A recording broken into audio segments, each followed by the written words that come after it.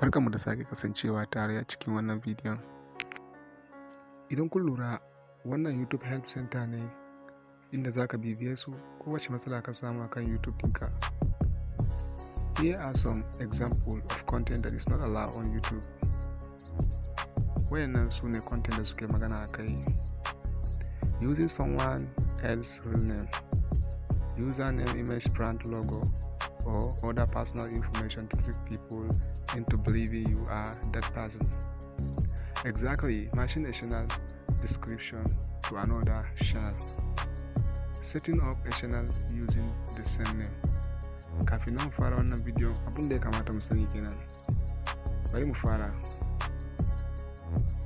Wani lokacin yana iya kasancewa kana amfani da channel dinka, misali ka rubuta Bakori TV, tunda Bakori TV is a popular channel kowa ya riga ya sani. To yana da adadin subscribers a close to 1 million. To za ka kalla wasu mutane sun zo suna amfani da sunan channel ɗinsa, bayan kuma hakan baya so. Inda za a tambaye shi dai za ka je yana faɗa maka kan cewa hakan yana cimshirai ba yadda ya iya. Yanzu a cikin bidiyon nan zan nuna mana hanya da muka samu ta yadda za mu magance hakan. Yanzu abinda za mu fara, za mu gane wa yake amfani da channel mai suna Bakori TV.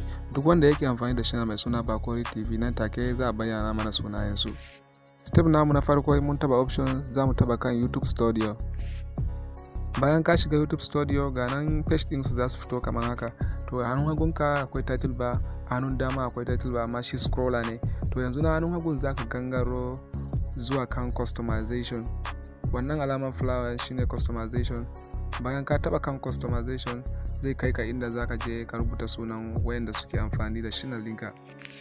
Kaga dai inda ya kawo mu nan cikin customization kenan, ka kalla title din channel customization.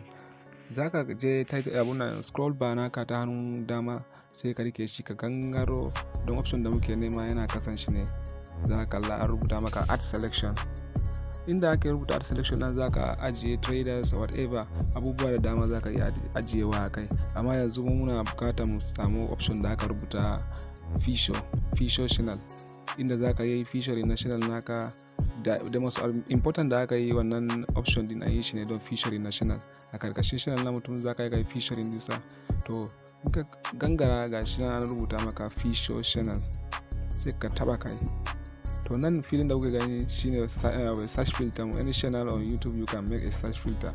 Za ka rubuta Bakori TV, tunda mun riga mun faɗa misalin da zamu bayar nan, zamu rubuta Bakori TV ne.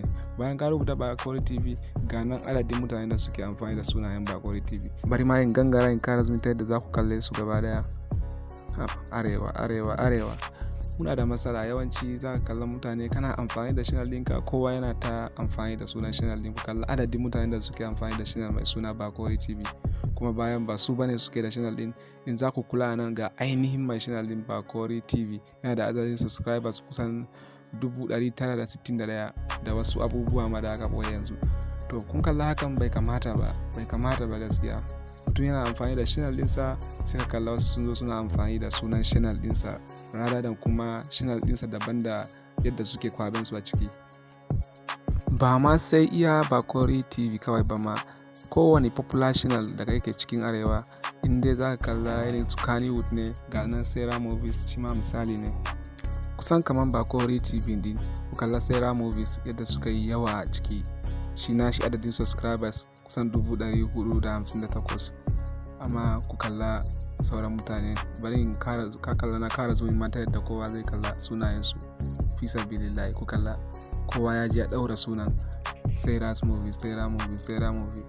Me yasa kai ba ka iya bata lokacin ka ba, tunda har ka iya ka bata lokaci ga yakan ka bata lokaci mana wajen yin naka. Allah ya samu dace.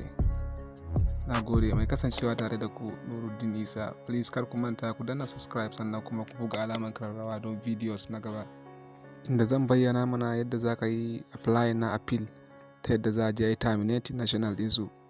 Ba za a sake ganin channel ɗinsu akan YouTube ba ma, ballantana su sake yin hakan.